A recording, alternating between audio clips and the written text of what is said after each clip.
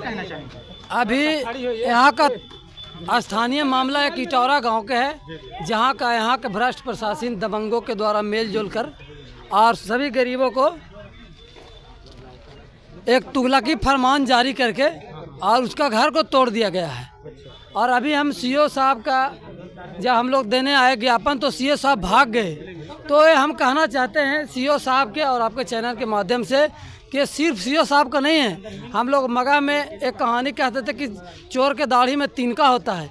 ये सीओ साहब और नीतीश कुमार और सब प्रशासन इन लोग एक गोरख धंधा चलाया हुआ है सिस्टम में कि ज़मीन गरीब को तोड़ दो, पैसा लेकर ज़मीन का पैसा लेता है ज़मींदार लोग से, और इन लोग एक गोरख धंधा चलाया हुआ।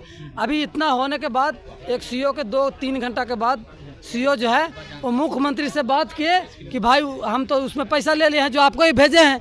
डीएम साहब से सारे लोग से बात किए कि भाई जो पैसा लिए थे और गरीब के ज़मीन तोड़े थे हम, वो तो आया हुआ पूछने। तो उनको शर्म लग रहा हम लोग खराब में, चूँकि ईमानदार होता तो कम से कम सामने आते। वो पैसा ले लिए हैं और इसमें डीएम, एसपी और मुख्यमंत्री ये टोटल व्यक्ति जो है इसमें जिम्मेदार है और टोटल पैसा लिया है। अगर पैसा नहीं लिया है तो आके बोले यहाँ के हम पैसा नहीं लिए हैं, और पैसा नहीं लिए हैं तो एक बात और बोल रहे हैं, यहाँ आरा का कितना रकबा है ये सीओ नहीं जानता है, और तुमको नहीं जानता है तो तुम कर क्या रहे हो? अगर जानता है तब पूरे रकबा पर कितना सरकारी ज़मीन पर किसको कब्जा है?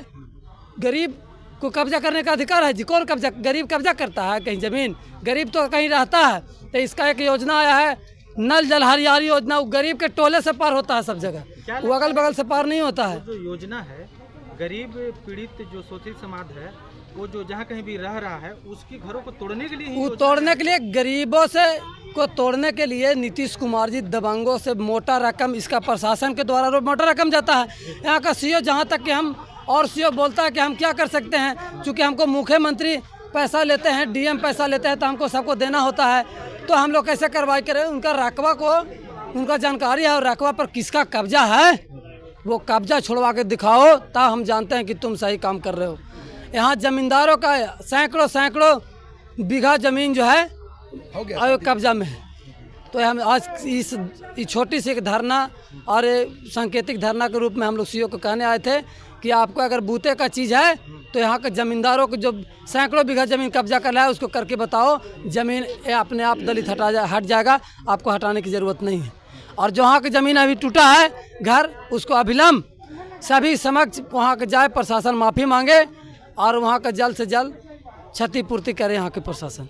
यही कह के अपनी बातों को समाप्त करते हैं। जय